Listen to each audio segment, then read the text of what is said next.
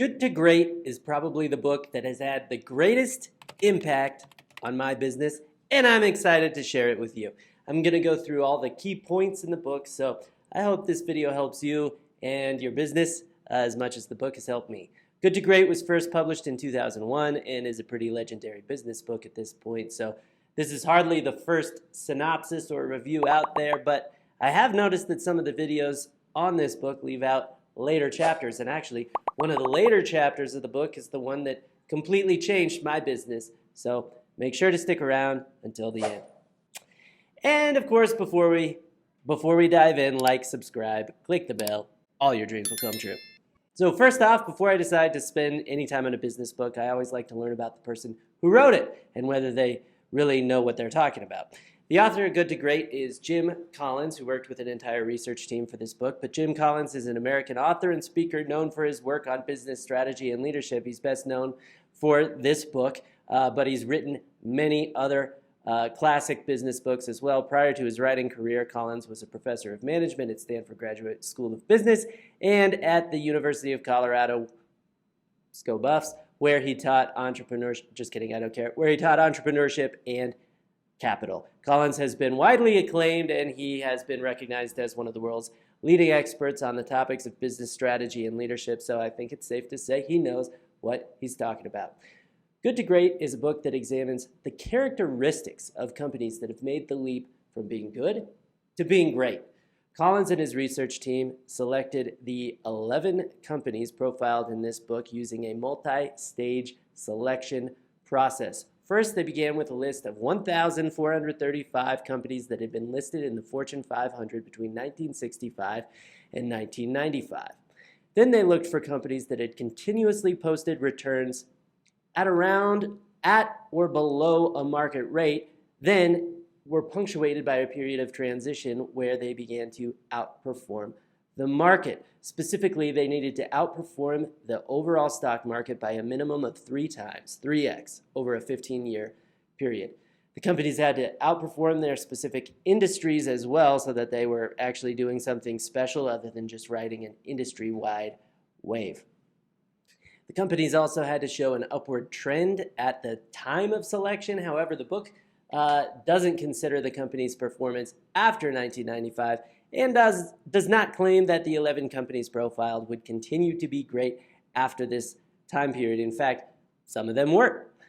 Some of them were not, but that should not undercut the lessons in this book because the book is about becoming great, going from good to great. Maintaining greatness over time is a different topic, one that has been addressed in a couple other great Jim Collins books, Built to Last and Great by Choice. Okay. So once the 11 companies were chosen, the book is all about exploring what made these companies great. So they looked under the hood and found 8 big categories of similarities between these companies. Strong patterns emerged, and those led to 8 big qualities that helped all of these companies go from good to great, which I will describe to you now. For these 11 companies that measurably went from good to great, how did they do it? Well, the first characteristic of good to great companies was a refusal to settle for being just good. Collins articulates this as good is the enemy of great. He argues that many organizations often settle for being good and then as a result have no shot at achieving greatness. He highlights the importance of creating a culture that values excellence over mediocrity and that prioritizes long-term success over short-term gains. Collins also stresses the importance of leaders who are able to make tough decisions, even if those decisions are unpopular, and who are able to maintain a laser-like focus on the most important aspects of an organization without allowing complacency to set in. We'll go more into that later. The second characteristic of good to great companies was that they all had a level 5 leader. So Collins has these 5 levels of people who succeed or are high achievers within an organization, going from most common on the bottom to rarest on the top. The largest group of people down at level 1 are highly effective individuals. The next level, more valuable and more rare, is being a good teammate. Then once people have mastered the bottom 2 levels, they may elevate to a management position. So level 3 is competent manager. Level 4 is good enough for many companies, and that is being an effective leader. And then level 5 is extremely rare, but all good to great companies had a level 5 leader. Level 5 leaders exhibit a highly valuable and sometimes seemingly contradictory set of personal characteristics, such as determination, humility, the ability to put team before self, intense ambition for team success, and the ability to share praise and take the blame. And they're normal people. They may not have exceptional intelligence, charisma, or visionary leadership abilities. Instead, they are characterized by their quiet, humble, and determined demeanor, their willingness to work hard, and their unwavering commitment to doing whatever it takes to achieve success. They may not be the most flamboyant or exciting, but they are the ones who are most effective at driving their organizations to greatness. The ultimate combination boils down to embodying a blend of personal humility and professional will or determination. Another thing all the companies did was put who before what. First who, then what. Collins uses the analogy of a bus. First you get the right people on the bus, then you decide where to drive it. And you put the right people in leadership positions, meaning the right seats on the bus. Honestly, this analogy of a bus is sort of unnecessary. It could be just get the right people in your company, but anyway, that's the idea. Collins contrasts this with what he calls the genius with 1,000 helpers model, where it's all about the leader, and then the company fails to hire anyone else who seems to be capable of leading or taking a sense of ownership in the direction of the company, even over their own sphere of influence. Next up, the Stockdale Paradox. This is from the chapter called Confront the Brutal Facts, Yet Never Lose Faith, and I think it's one of the most important concepts for achieving anything big in business or in life. James Stockdale was a Navy fighter pilot, best known for his service during the Vietnam War. In September 1965, he was shot down and taken captive as a prisoner of war in what came to be known as the Hanoi Hilton. He was the highest-ranking American officer in that Hanoi Hilton. He was held captive over 7 years, almost 8 years, and was repeatedly subjected to torture and inhumane treatment. But despite the conditions, Stockdale was known for his leadership and resilience. He established a code of conduct for the other prisoners and became a symbol of resistance and hope to his fellow prisoners. After his release, Stockdale returned to the United States and received numerous awards and recognitions for his service, including the Congressional Medal of Honor. He went on to write several books about his experiences and became a professor at the United States Naval War College, among other places. Now, it seems trivial to glean business lessons from his experience in a prisoner of war camp, but it is something he personally talked about and shared openly in this context. And the lessons are universal for facing challenges in business, but also, like I said, in life. Jim Collins had the opportunity to spend an afternoon with Admiral Stockdale, and in preparation, Collins read the book In Love and War, which Stockdale and his wife had written in alternating chapters chronicling their experience during those 8 years in captivity. And as he moved through the book, Collins found himself getting depressed.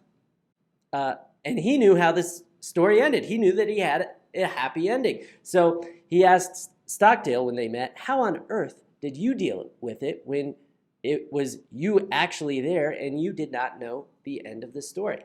And Stockdale said, I never lost faith in the end of the story. I never doubted, not only that I would get out, but also that I would prevail in the end and turn the experience into the defining event of my life, which, in retrospect, I would not trade. And then after they walked along in silence for a bit, Stockdale, limping due to an injury that had never fully recovered from repeated torture, Collins asked him, who didn't get out? And Stockdale said, oh, that's easy, the optimists.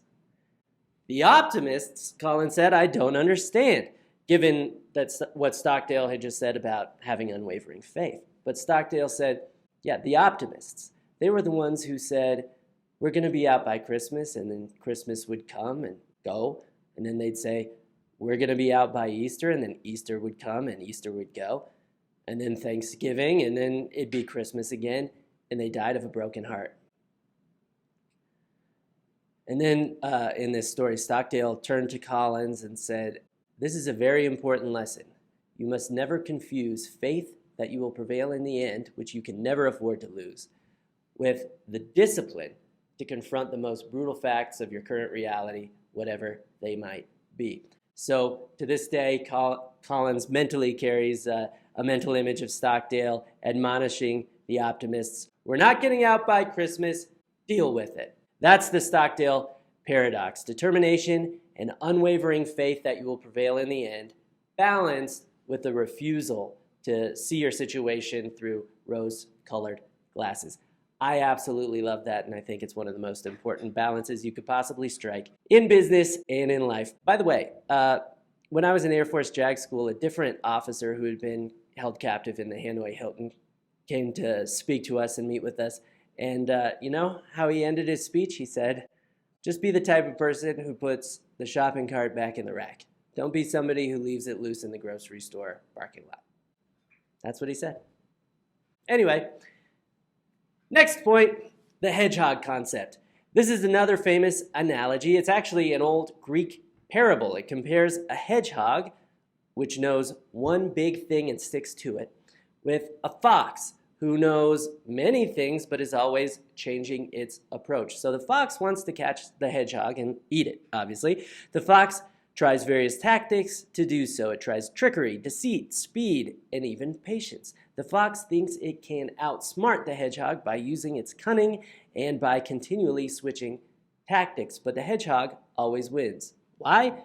Because it rolls up into a ball with the spikes on the outside, and that's it. It just sits there, and the fox can't get it. It does one simple thing and does it very well, and it always wins. So the good to great companies in the book knew how to focus on one big thing without becoming distracted. But that begs the question, how do you choose the one big thing you should focus on doing? So you go through this thought exercise. Start with figuring out things you could do that would be profitable and would be good revenue drivers. Then figure out things that you love doing and things that you are passionate about. And then for this next piece, think very hard about one thing that you could be the best in the world at doing. Interestingly, it doesn't have to be something that's a core competency of your company right now. It's something that your business, your company, can strive for over time and can realistically find a way to do better than anyone else in the world.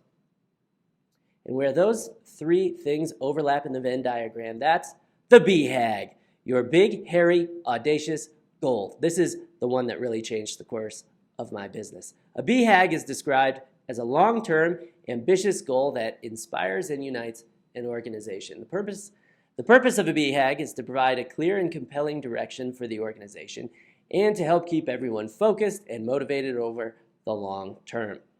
A BHAG should be both audacious and achievable, and it should align with the core purpose and values of the organization. I still remember where I was when I listened to this section on Audible several years ago, and as I really committed to digging in on this thought exercise, it became very clear to me. I realized that we actually could someday become the top small business law firm. It fits all the criteria of a BHAG, and so now that's what we're committed to becoming long term, the top small business law firm. Now, another analogy Collins uses is the flywheel. A flywheel is a large, heavy wheel with a rim and a hub that requires tremendous effort and persistence to get started, but then once started, it builds nearly unstoppable momentum over time. Collins argues that the flywheel represents the cumulative effect of many small, deliberate actions that produce gradual progress, which then lead to a breakthrough or big bang of rapid improvement. The metaphor of the flywheel illustrates the idea that companies can achieve great results by applying consistent incremental effort over a long period of time rather than by making a single drastic change. It also ties back to the hedgehog analogy because it requires focus. If you spend all day pushing at different flywheels, a little bit on a flywheel over here and a little bit on a flywheel over there, you'll never get any of them going. But if you put the same exact amount of effort focused into one flywheel, just one flywheel, you will get it moving and eventually you can achieve tremendous momentum. Now, the contrast to the flywheel is the doom loop. The doom loop is a cycle of repeating patterns that causes a company to decline. The loop starts with the company becoming arrogant and lacking a sense of urgency, which leads to complacency and a lack of discipline. This lack of discipline then leads to poor performance, which leads to desperation, which leads to poor decisions, and the poor decision making then leads to even more problematic performance, causing the company to fail or fall further behind, ultimately declining. The cycle continues to repeat until the company either fails or takes action to break out of the doom loop. Now, the final thing good to great companies had in common was that they made use of technology accelerators. Technology accelerators, which he probably should have called Texcelerators, by the way, huge missed opportunity. Technology accelerators are tools that allow companies to achieve rapid progress. Collins uses the example of the Nucor Corporation, a steel company that harnessed technology to gain a competitive advantage. The new technology they used was the mini mill steelmaking process, which apparently is a revolutionary new way, or was a revolutionary new way of making steel using scrap metal as its raw material and producing high quality steel. It was a significant departure from the traditional integrated steelmaking process and allowed Nucor to reduce costs, increase efficiency, and produce a higher quality product. Now, there were definitely challenges involved with embracing new technology at the steel company. It was a new and untested technology at the time, and there was resistance from within the company to invest in it, as it represented a deviation from the traditional way of doing things and the traditional way of allocating resources. The company had to invest heavily in research and development to make the technology work effectively, and there was also a risk that the new approach might not deliver the desired results, of course. However, the company persevered and ultimately saw huge success with the new technology, which allowed them to leap ahead of their competitors and become a good to great company. Nucor's embrace of the new technology and its focus on continuous improvement helped the company become one of the most successful steel companies in the world. So that's one of many examples. Technology accelerates a company's quest to become great by doing things like automating processes, improving efficiency, and even helping businesses connect with customers. So there you have it. This book is the type of thing that you revisit repeatedly and keep trying to reapply to your business and maybe even to your life. I listen to this on Audible, which is what I do with most books, and this book is a good listen because it's read by the author and he's kind of a gregarious, charismatic professor type guy. So obviously I recommend it, and despite the length of this video, it really isn't that long as a book. Thanks for watching. Subscribe for more videos like this, as well as videos on business law. And check out the YouTube Shorts series I have going on right now, 100 Entrepreneur Rules, with new videos posted every day.